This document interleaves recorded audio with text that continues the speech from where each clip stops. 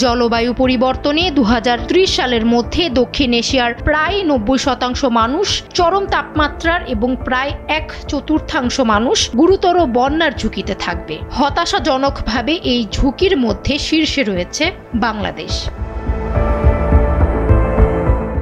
বাংলাদেশের মাটিতে লবণের পরিমাণ বেড়েই চলেছে, সে সঙ্গে আবহাওয়া ও তাপমাত্রার বিরাট পরিবর্তন এসেছে।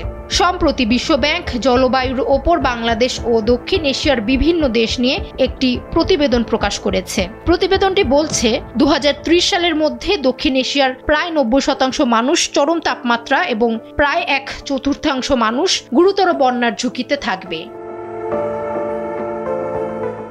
বিশ্বব্যাংকের প্রতিবেদনটি আরও বলছে, দুর্যোগের চেয়ে বেশি সমস্যার কারণ দুর্যোগজনিত বিভিন্ন খরচ।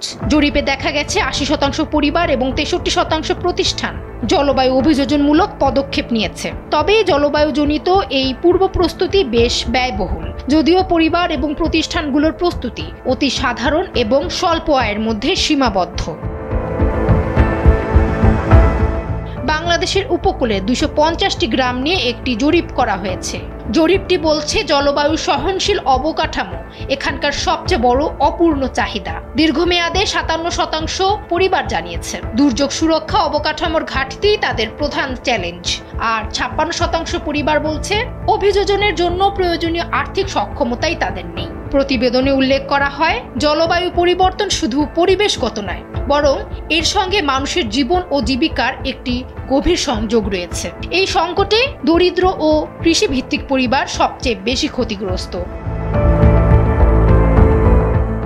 বিশ্বব্যাংক জানায়, বাঁধ, সাইক্লোন শেল্টার সহ বিভিন্ন সরকারি বিনিয়োগ মানুষের জীবন বাঁচাতে গুরুত্বপূর্ণ ভূমিকা রেখেছে।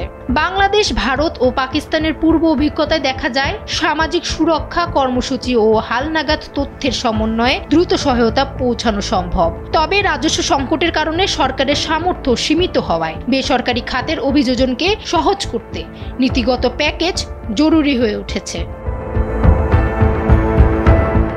বিশ্বব্যাংক বলছে, জলবায়ু পরিবর্তনের ধাক্কা মোকাবিলায় স্থিতিস্থাপকতা গড়ে তোলার এক বিশাল সুযোগ বাংলাদেশের সামনে এসেছে।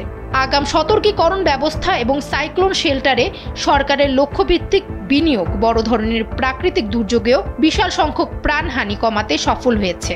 যদি সরকার, বেসরকারি খাত এবং স্থানীয় কমিউনিটির মধ্যে সমন্বিত অংশীদারিত্ব আরও জোরদার করা যায়, তবে জলবায়ুজনিত সমস্যার সমাধানগুলো দ্রুত দেশের সর্বত্র ছড়িয়ে দেওয়া সম্ভব হবে। ডেস্ক রিপোর্ট, সময়ের আলো।